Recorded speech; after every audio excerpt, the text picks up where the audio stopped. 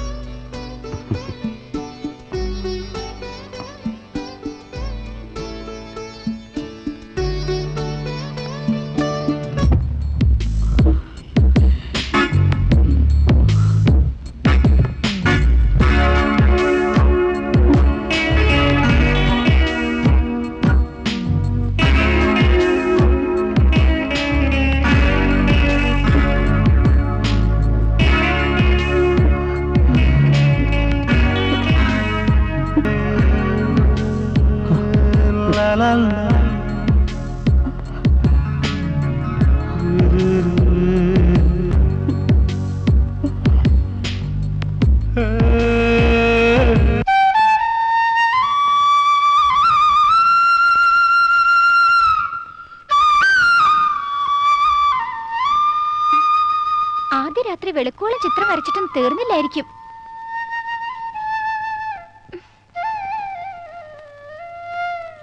അതെ, അങ്ങയുടെ ഭാര്യയെ സംസാരിക്കുന്നേ. കലയാണ് എന്റെ ആദ്യത്തെ ഭാര്യ, തെറ്റിദ്ധരിക്കണ്ട. ഞാൻ പറഞ്ഞത് ചിത്രരചനയെ കുറിച്ചാ. അതിനുള്ള സമയം കഴിഞ്ഞിട്ടേ കുടുംബജീവിതത്തിന് ഞാൻ നൽകൂ. ആയിക്കോട്ടെ, ഞാൻ വേണ്ടെന്ന് പറയുന്നില്ല. ഒരു ഭാര്യയ്ക്ക് ഭർത്താവിന്റെ ആരോഗ്യം കൂടി ശ്രദ്ധിക്കേണ്ട ചുമതലയുണ്ട്.